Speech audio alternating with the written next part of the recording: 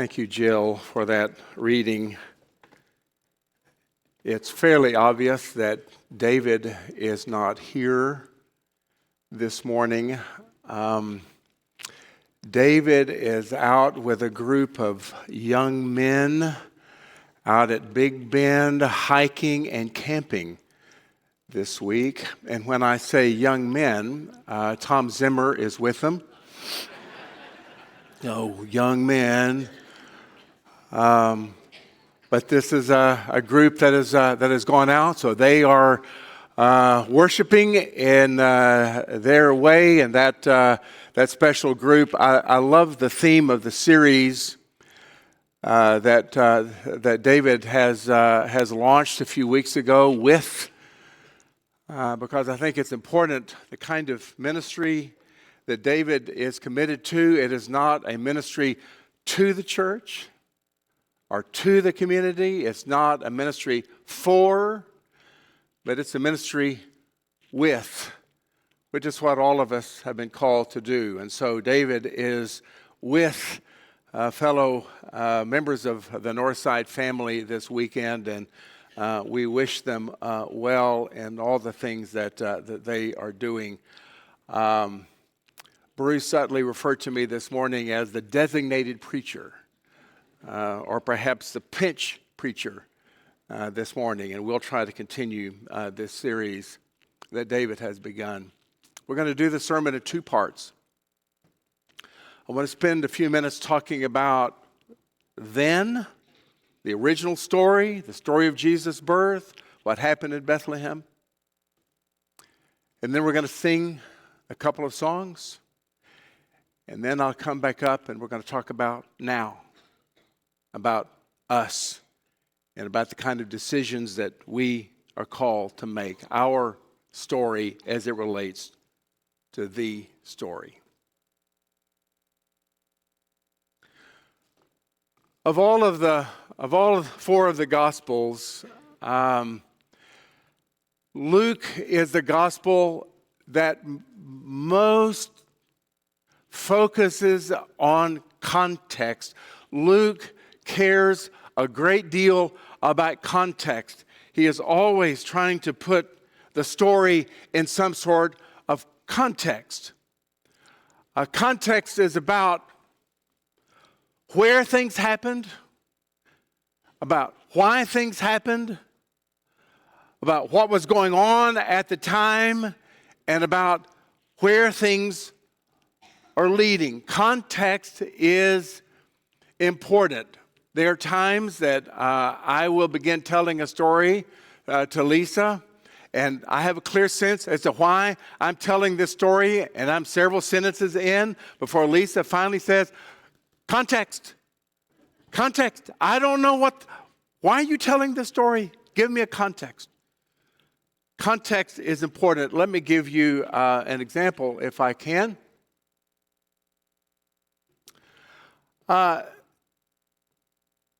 This is a picture that was taken several weeks ago by my good friend, my dear friend, Jim Martin. We were in Australia together. This is an Australian police officer. Very nice police officer, by the way. Was lovely. And I was driving this car. It's Australia, and so I was driving, on the wrong side of the car and on the wrong side of the road, but then everyone was, so there was no problem there. You might see in this officer's right hand a breathalyzer.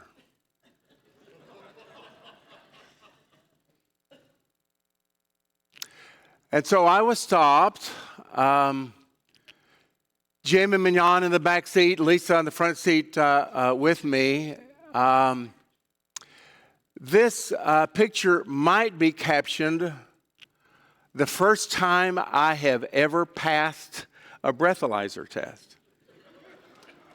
And that would be an accurate caption.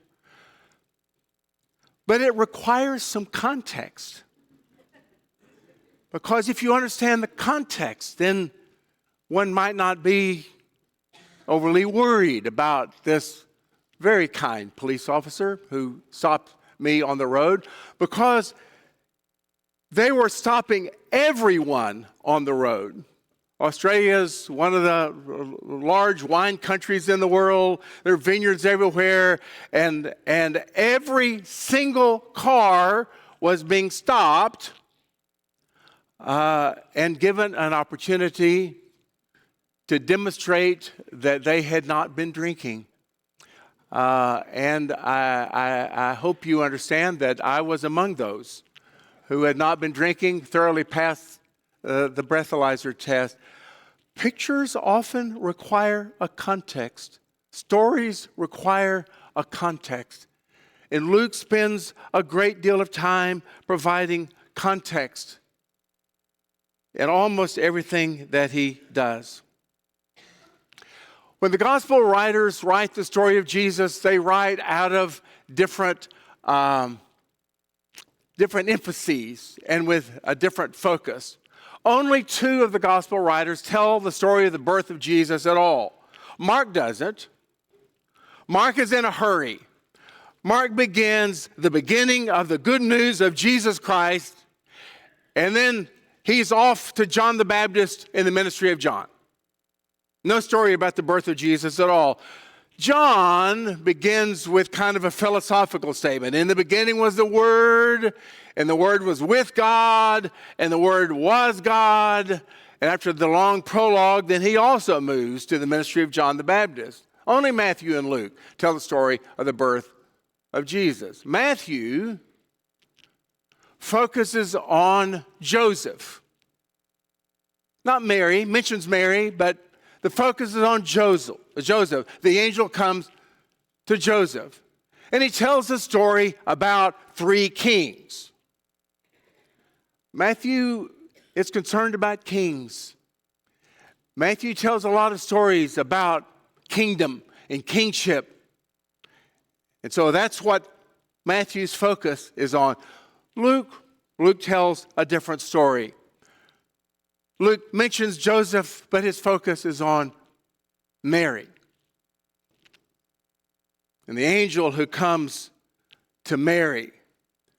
Because Luke is interested in and concerned about women more than any of the other gospel writers. In Luke, and then in volume 2, which we know is the book of Acts, it's the women, over and over and over again. The only place we see these extraordinary moments in which the faith of women is demonstrated.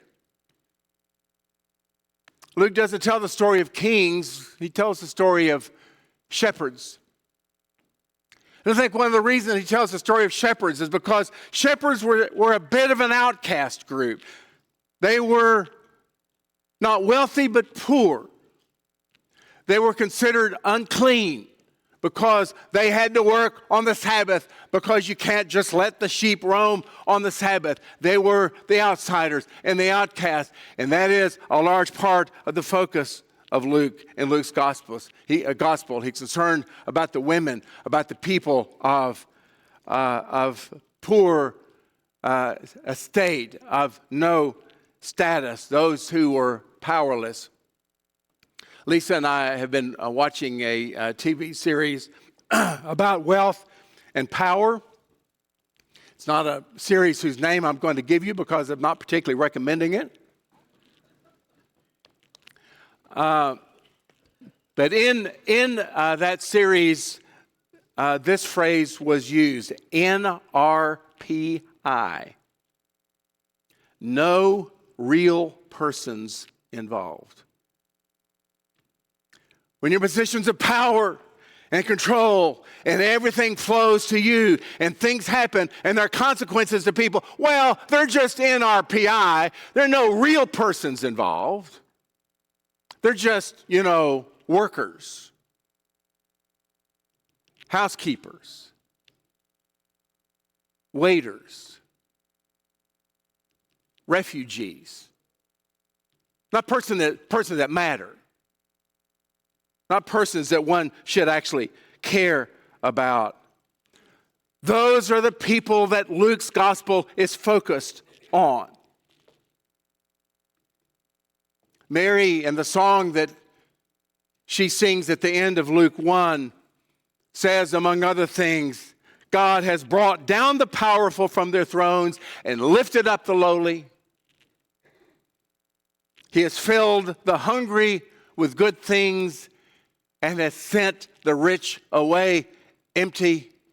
He is concerned about people like Mary and like shepherds.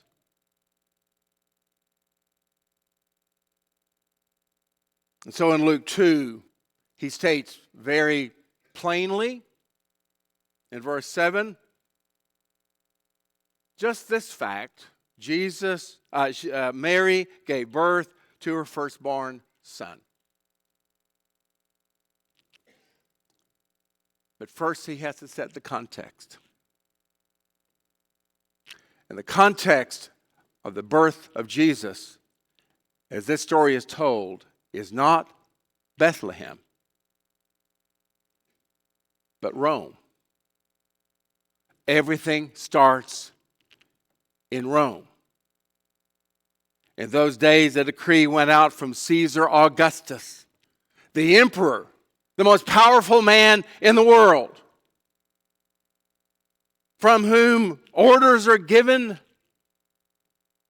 and the world changes, that all the world of the Roman Empire should be registered. This was the first registration that was taken while Quirinius was governor of Syria. And then things just flow from there. Everything is put in motion in Rome. The emperor spoke, and people's lives across the empire were affected. All the way across, thousands of miles away, where even a carpenter and his pregnant wife were impacted. That's the context of this story. The power is in Rome. The power is with the emperor. Who's in charge?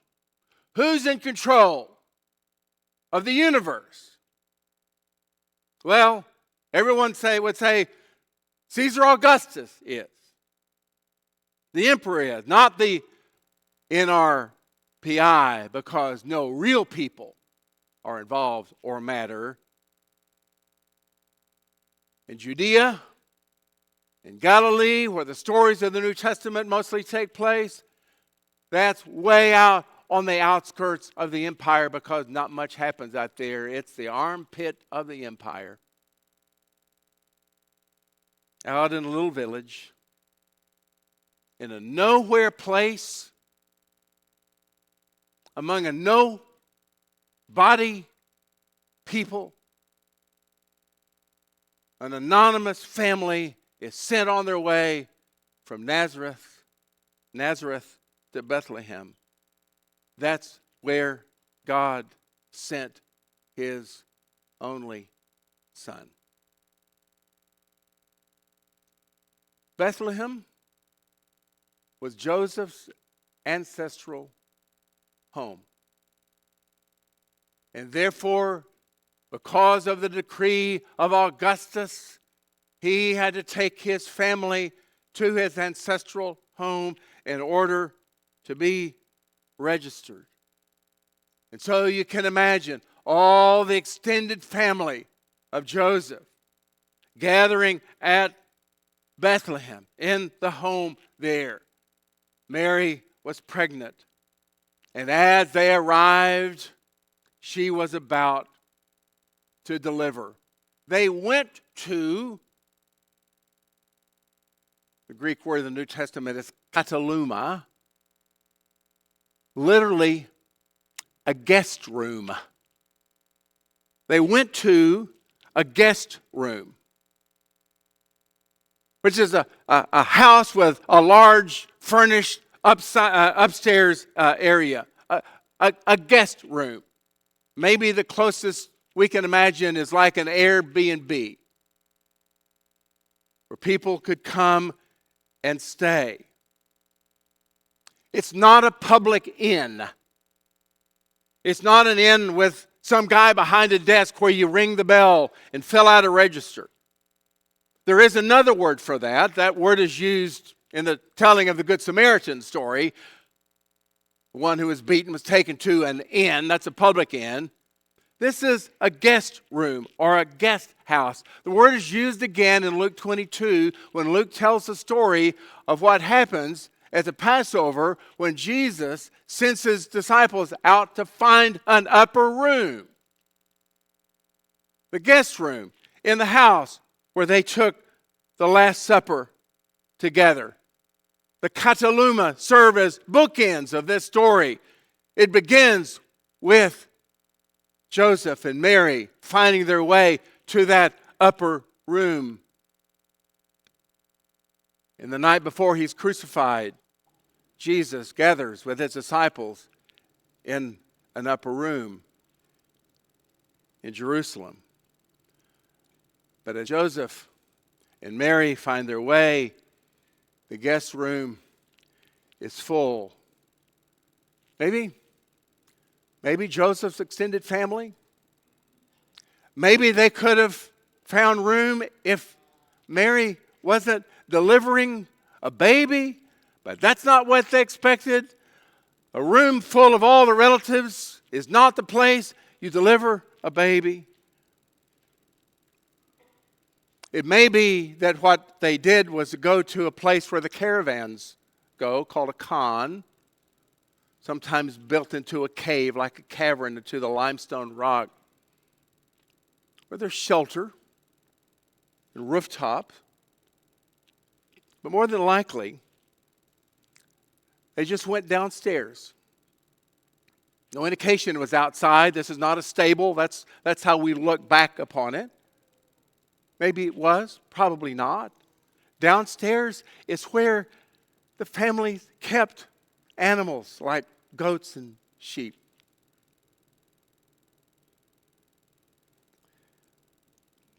But whatever it was, this is not a rejection story. It's not about some mean man at the end saying, "No room for you." But they go and there is no room and they're given another place. It's an ordinary story about an ordinary birth where a baby born is warm and safe and cared for. He's put in swaddling clothes and placed in a fatane, which just means a feeding trough. We use the word manger, but don't always know what that means. It's just a plain, ordinary feeding trough, almost always in those days and in that place, made out of stone. And they probably lined it with hay or cloths. The angel of the Lord told the shepherds to look for a baby lying in a feeding trough. That this would be the king of the world. And they did.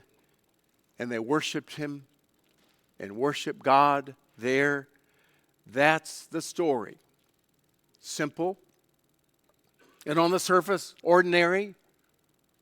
Relatively poor folks having to go to their ancestral home because the emperor had made a decree that affected everybody in the empire, because the emperor has all the power, trying to bring order to his realm. And there, the Son of God was born. As Luke sets the context of the story of the birth of Jesus, he sets it in the context of the power of Rome and the insignificance of the little village just a few miles from Jerusalem in Bethlehem. We live in a world that, if we have the eyes to see, has the same sort of dynamics at play. Because it has always been thus in God's kingdom.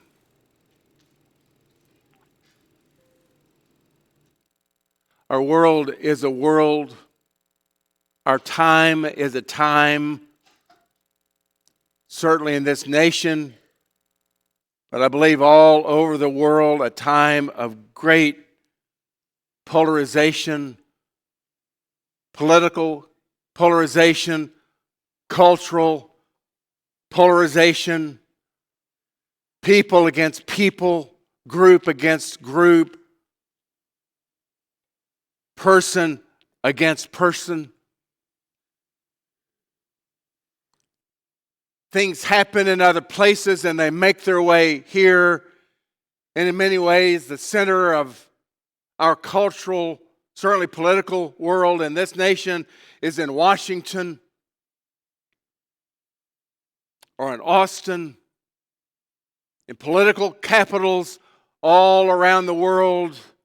And we are inundated by news and social media and influencers far away and close at hand of people who are saying things, writing things, doing things, creating realities with words that make their way to us in our homes and in our hearts,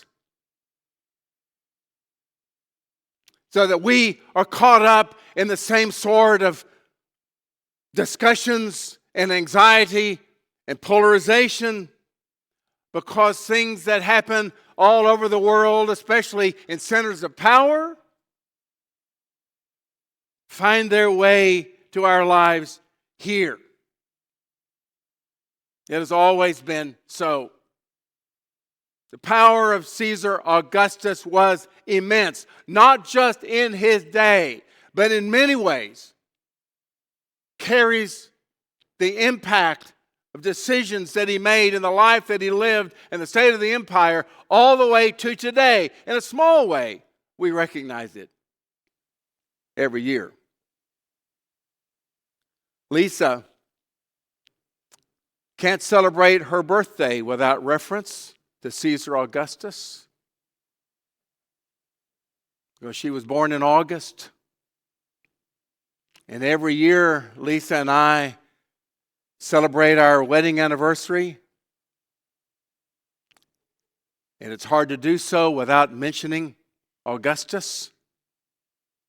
Things that he did 2,000 years ago still having their impact today.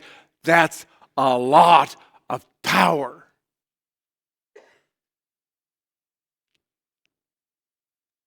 Because of things happening in other places, spoken by other voices, we ourselves live in a world that's saturated with fear and anger and frustration and depression, and our fuses are short. And it's hard not to look around at this world and say, this is not the way it's supposed to be. It's not supposed to be like this. That's what sin is. Sin reveals to us that the world that we live in is not the way God ever intended for it to be. But our tendency is to think, because of the kind of world we live in, if we could just fix things up at the top, then everything would be better. If we could just have the right people up at the top, and the right laws and the right rules, and make people live and think the way they ought to.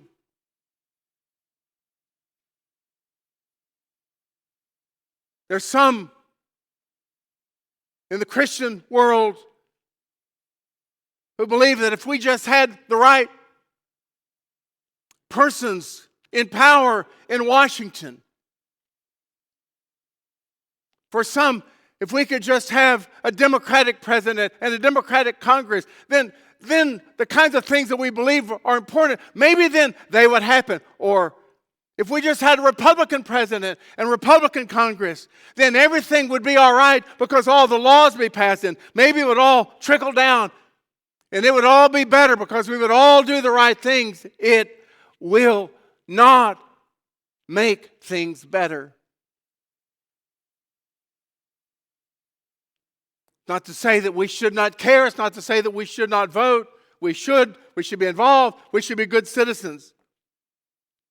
People in power make a difference. Augustus brought a season of peace to the world, but the problems of the world were not solved. That's not how the world is changed. That's not God's economics. Who could have imagined 2,000 years ago that the world was utterly changed, not in Rome or anything that happened because of Rome, but in a little village among an odd little people out on the edges of the empire in a town called Bethlehem. Not from Caesar, but a baby crying in his mother's arms. Not top down, but bottom up. Not through power, but through apparent weakness. Not because of all the important people, but the people who are too small to be noticed. That's how the world changes in God's order of things. Because people out in the suburbs of San Antonio, in a world filled with polarization and fear, learn how to love one another, even in the midst of difference. How to see and how to care and how to serve. Who know who is in control of the universe.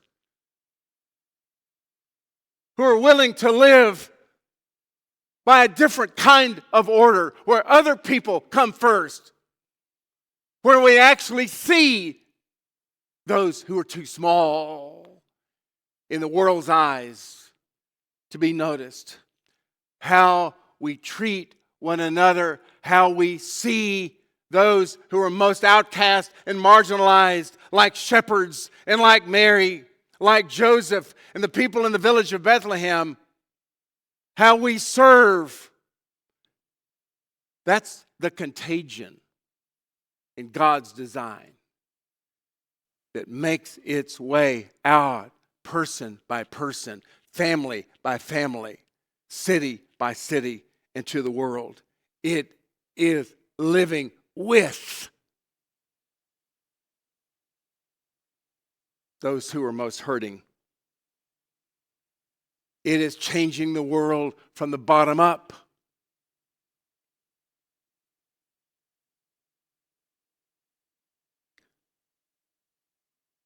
$500 ago, Martin Luther said something I believe to be profoundly true. He said, God was at his greatest when he was lying as a baby in a stone feeding trough. And his hands were most able to save when they were nailed to a tree.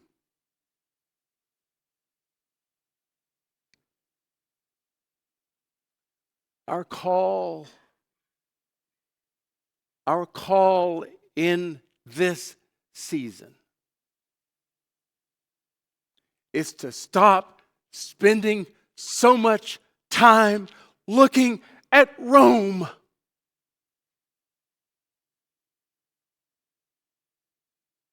and find our way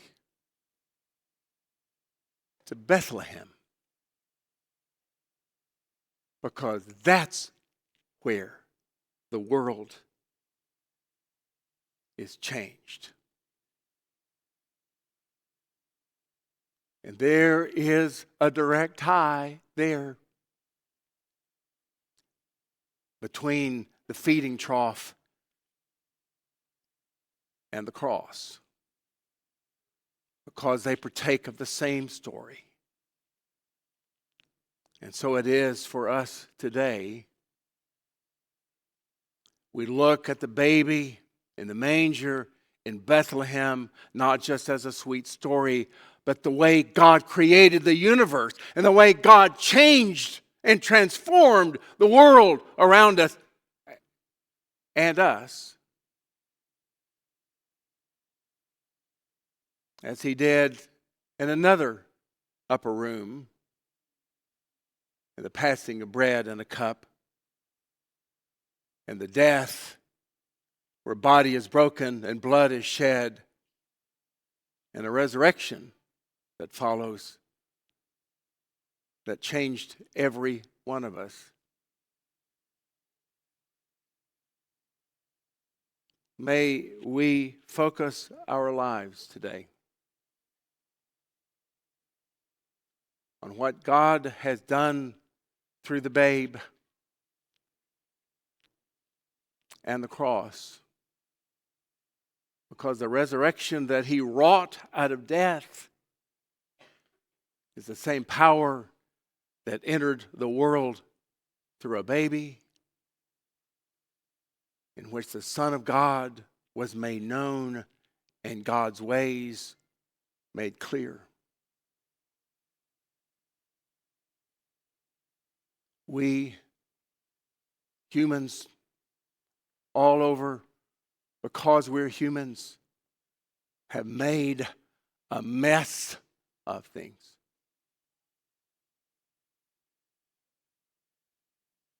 And so we pray today that the cleanser of the mess we've made may change our lives too, from the inside out, as we give our lives again to him.